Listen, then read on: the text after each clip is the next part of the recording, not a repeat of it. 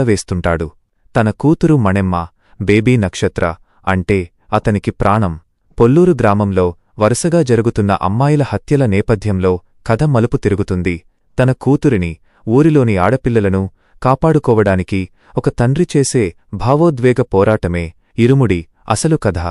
భక్తి మార్గాన్ని, suspense crime థ్రిల్లర్ను దర్శకుడు ఇందులో చక్కగా మిళితం చేశారు. ప్లస్ పాయింట్స్: రవితేజ నటన. రవితేజ తన మాస్ ఇమేజ్కు దూరంగా ఒక బాధ్యతగల తండ్రిగా చాలా పరిణతితో నటించారు. ఆయన కెరీర్లో ఈ పాత్ర చాలా ప్రత్యేకంగా నిలుస్తుంది. తండ్రీ కూతుళ్ల భావోద్వేగాలు, బేబీ నక్షత్రతో వచ్చే సీన్లు తండ్రీ కూతురి మధ్య బాండింగ్ ఆడియన్స్ను కంటతడి పెట్టిస్తాయి. శివ నిర్వాణ, టేకింగ్.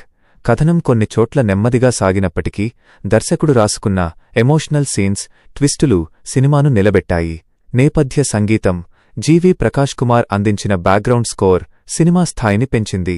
క్లైమాక్స్ సన్నివేశాల్లో ఆయన ఇచ్చిన మ్యూజిక్ హైలైట్గా నిలిచింది. మైనస్ పాయింట్స్: ఫస్ట్ హాఫ్లో కొన్ని సన్నివేశాలు కొంచెం నెమ్మదిగా సాగినట్లు అనిపిస్తాయి. రెగ్యులర్ థ్రిల్లర్ సినిమాలను పోలిన కొన్ని రొటీన్ సీన్స్ అక్కడక్కడ కనిపిస్తాయి. తుది తీర్పు: వర్డిక్ట్. భక్తి, కుటుంబ బంధాలు మరియు బలమైన ఎమోషన్స్ కలగలిపిన ఒక మంచి ఫ్యామిలీ డ్రామా ఇది. రవితేజ నటన మరియు క్లైమాక్స్ ఎమోషన్స్ కోసం ఈ సినిమాను నిరభ్యరంగా థియేటర్లలో చూడవచ్చు. రేటింగ్ 3/5.